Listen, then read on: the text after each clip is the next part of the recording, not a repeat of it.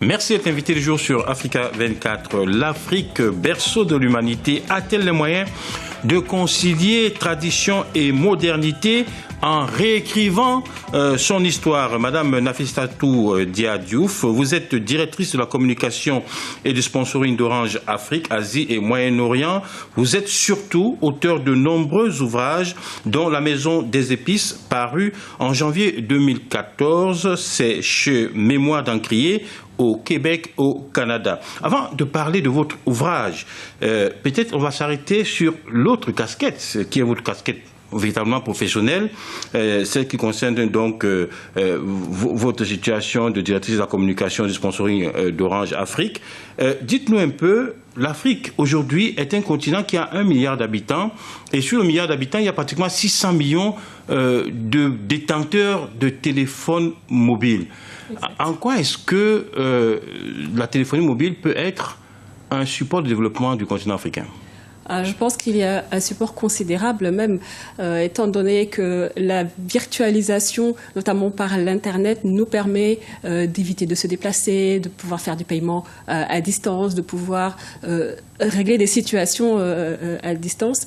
Pour moi, le téléphone et ensuite l'Internet, puisque c'est la brique qui se pose au-dessus et qui montre un véritable dynamisme en Afrique, est un raccourci même pour le développement et pour la mondialisation de l'Afrique.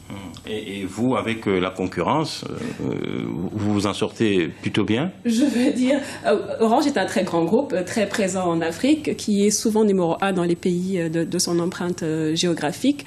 Nous sommes tous là pour concourir à cet objectif-là, justement, de faire gagner à nos pays des points en PIB, dans le développement. Et les télécoms, ils contribuent beaucoup au développement du PIB des pays. Alors, venons-en maintenant à votre dernier ouvrage, donc La Maison des Épices.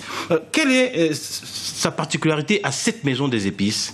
Alors, cette Maison des Épices est un ancien comptoir qui est chargé d'histoire, puisqu'il a été une esclaverie au XVIIe siècle, qui aussi était partie prenante du commerce triangulaire, et donc avec l'exploitation d'autres commerces tels que les épices. Mais ce n'est qu'un prétexte, ce n'est qu'un propos de départ. L'histoire se passe résolument dans le contemporain, au fin du XXe siècle, et est un lieu de réhabilitation et d'espoir pour des personnes qu'on pourrait penser être en marge de la société. Le personnage principal, qui est un jeune amnésique qui a débarqué là, on ne sait pas trop où, dans cet endroit un peu ouvert, un peu loin de toute forme de société élaborée, mais entouré de personnes tout à fait authentiques, du corps médical qui sont à la fois des médecins qu'on va dire modernes, avec des diplômes, etc., et des médecins traditionnels. Je dis à dessein médecins, parce que ce sont des gens qui sont détenteurs de savoir-faire ancestraux et qui marchent surtout. Vous ne dites pas guérisseurs? Alors, on parle aussi de guérisseurs dans le roman. Pourquoi pas? Je veux dire, c'est juste pour replanter ça dans un contexte contemporain, que je dis médecin, mais en fait, ce sont des guérisseurs, ce sont des phytothérapeutes, ce sont des personnes qui s'appuient sur les arts divinatoires. Tout ce patrimoine que nous avons en Afrique, qui sont beaucoup délaissés au profit d'une industrie médicale qui se revend à prix fort, qui nous revend à prix fort des savoir-faire que nous avons endogènes chez nous et que nous exploitons pas assez. Vous êtes d'origine sénégalaise. Est-ce que on peut voir à travers, moi, c'est ce qui m'est venu à l'esprit, on voit un peu Gorée, on voit un peu peut-être Saint-Louis, on voit un peu d'autres comptoirs. Est-ce que c'est une maison que vous avez visitée, cette Maison des Épices? Elle est totalement imaginaire, mais effectivement, elle peut très bien être des réminiscences de lieux visités, de lectures. Effectivement, les comptoirs les plus connus, la Maison des Esclaves à Gorée notamment, il y en a eu à Saint-Louis, il y en a eu à Rufisque. Et là, à dessein, j'ai planté le décor sur la petite côte, qui historiquement, effectivement, n'a pas connu de comptoir, mais parce que c'est pour la beauté des lieux. C'est sur une falaise, à côté d'un village de pêcheurs. Je voulais un endroit très isolé aujourd'hui, alors que les comptoirs que vous citez sont aujourd'hui intégrés dans des villes.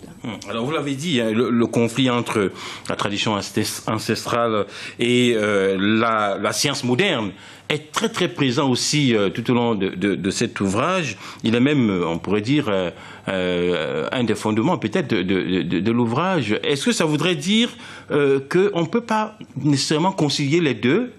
Si, justement, le propos du livre est ceci. Aujourd'hui, nous sommes détenteurs d'un patrimoine plus ou moins oubliés, délaissés pour des raisons que vous pouvez imaginer. Mais aujourd'hui, c'est se les réapproprier. C'est faire taire ce conflit qu'on peut dire entre tradition et modernité. Et c'est le propos de cette équipe médicale, qui est en fait équipe médicale pluridisciplinaire et qui veut qu'il n'y ait aucune frontière entre les deux, que ce soit des savoir-faire qui se complètent et qu'un seul but, c'est d'arriver à soulager certaines personnes qui sont malades ou inadaptées à reprendre un chemin normal de la vie et une intégration dans leur société. Donc, il y aurait une dichotomie au départ, mais le propos de ces médecins, justement, c'est de se réunir et de mettre ensemble ces savoir-faire. Oui, comme quoi cette diversité est une sorte de chance et finalement de richesse même pour le continent africain notamment. Et une question de réappropriation également. Aujourd'hui, nous en avons parlé tout à l'heure, on est sur la mondialisation. L'Afrique a plus les yeux tournés vers l'Occident. Aujourd'hui, nous sommes le berceau de l'humanité. Nous avons des taux de croissance sur certains pays surtout incroyables. Nous avons des richesses endogènes incroyables. C'est se les réapproprier, c'est penser notre développement à partir de nous-mêmes et rayonner à partir de ça sur le monde. Vous avez le sentiment que ces richesses ne sont pas assez bien exploitées, assez mises en exergue? Elles sont exploitées souvent par l'extérieur. Si je prends juste la question des matières premières qui n'a rien à voir avec le roman, mais qui sont exploitées dans nos pays et exportées par des grands groupes internationaux et qui nous sont revendues sous forme de produits finis, 20 fois le prix d'origine. Des richesses que nous avons à portée de main, qu'on pourrait exploiter nous-mêmes et prendre notre place, la réelle place qu'on devrait dans le monde et dans l'économie.